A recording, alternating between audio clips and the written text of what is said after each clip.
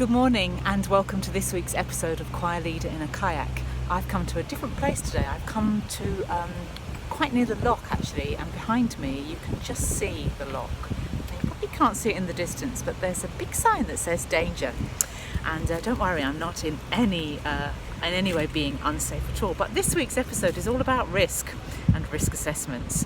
So, is the river a dangerous place for me to be? Well, it's not the safest place, but as long as I do the necessary risk assessments and wear my life jacket, it's called a life jacket for a reason, I should be okay. I've got apps that I can use to see how fast the river is flowing, and I have all my senses.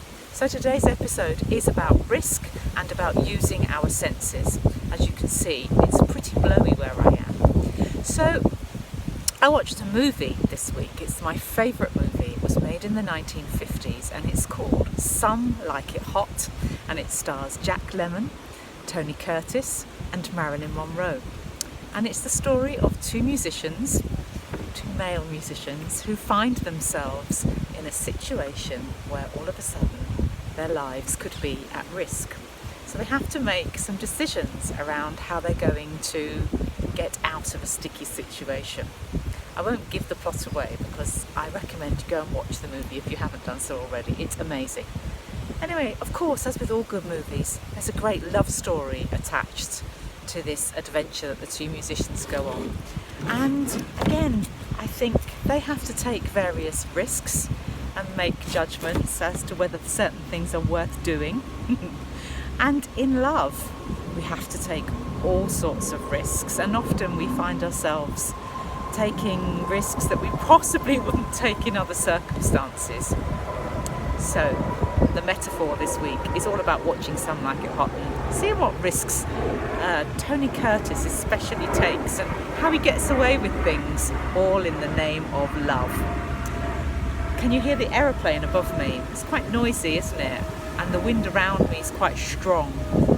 I mentioned earlier about today's episode being about senses. I'm a very, very sensory person. I feel things quite strongly. Whether I feel them any more strongly than you, I don't know. Only you know how you feel things. All I know is that I have a strong response to a lot of emotions, whether that's sadness or happiness. I feel them very strongly and I feel them in my body. But I see that as a real positive, especially as a musician. So, as you know, or some of you may know from previous episodes, we've recently got rabbits in our house. And when rabbits are very, very happy, they do a little twist in the air, they jump up. And it's just a spontaneous reaction called a binky. And when they're very happy, that's what they do. Now, some of you also may know that when I'm very happy or feeling very contented, I like to do handstands. And it's nothing to do with wanting to show off my handstand skills. It's purely because I like turning upside down and I like the sensation that it gives my body. And I haven't done a single handstand throughout lockdown because I felt quite heavy in my heart, and heavy that the world was already topsy-turvy, and the last thing I needed to do was to turn myself upside down. But this week I had the inclination and the desire to do a handstand, so that's what I did. Was I taking a risk? No, I wasn't taking a risk, but I felt mentally ready to turn myself upside down, and if that meant I was going to fall flat on my face, then I would take that consequence. So risks and risk assessments have to do with what's going on around us, what's the sensible thing to do, and also how we personally feel. As many of you know, choirs across the country are looking at their risk assessments as to whether they should be going back to rehearsals with those who feel ready, with distancing measures in place and all sorts of other government guidelines to adhere to. Excuse me making that horrible noise, it's my paddle about to fall in the water. And that would be very risky, to find myself up shit creek without a paddle. Anyway, where was I? Yes, risk assessments. So that's where we're at for choirs, but it's a really important time for me to manage and to assess and to do the right thing on behalf of my choir members. The last thing I want to do today, and I would really love it if you would join me in this, As I mentioned, I'm a very, very sensory person, and I think that's a very positive thing because it means that I try really hard to listen to what's going on for me and to keep myself mentally and physically in the best condition I can to make good decisions.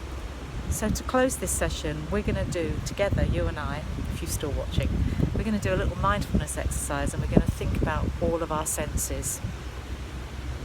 And we're just going to sit together and we're going to tap into what we can see. So I want you to open your eyes and have a look around and see what you can see, and I'll tell you what I can see. I can see trees and so many leaves all moving individually in this quite strong breeze. It's absolutely beautiful. The sun is just coming through. It's a lovely time of day. It's 10 o'clock in the morning. And then I want you to tell me what you can hear. Maybe shut your eyes so you can really tune in to that sensation of what you can hear right now. And I'll tell you what I can hear. I can hear the low hum of a generator, or it's a lawnmower or something in the distance over here. There's a big hotel to my right hand side. I can also hear the rush of the water in the lock behind me, and I can hear an aeroplane in the distance. I can also hear the wind whistling through the leaves. It's beautiful. And what can I smell? What can you smell? Have a good old breathe in through your nose, and what can you smell? I can smell the shampoo on my hair because I washed my hair this morning.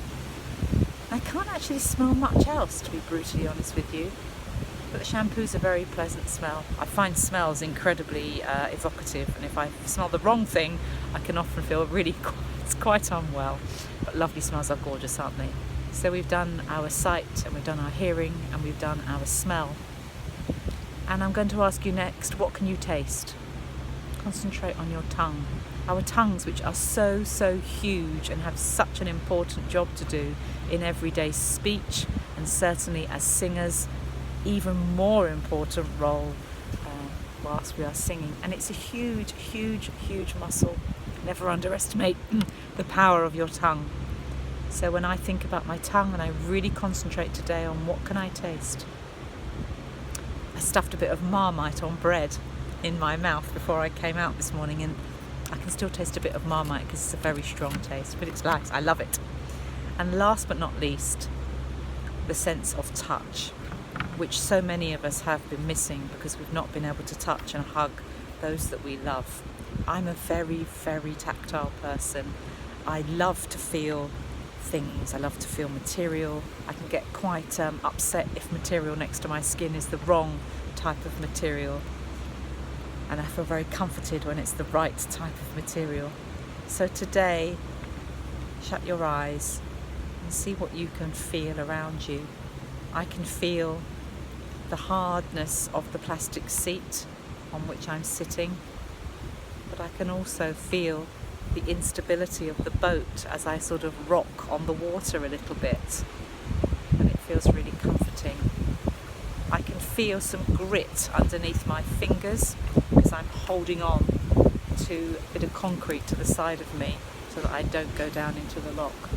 I can feel that grit, and I can feel the most beautiful cool breeze on my face and on my skin, and the warmth of the sun. It's amazing. So there we are. Being aware of our senses, all 5 of them, is so important. Next time you have to make a risk assessment, maybe tap into each of those sentences to genuinely find the right response for you. It's been quite a long episode today, hasn't it? 9 minutes. I hope you stuck with me, and I hope you enjoyed it. And I look forward to seeing you next week. And in the meantime, don't forget to find your binky and jump for joy like a rabbit. Lots of love. Bye-bye.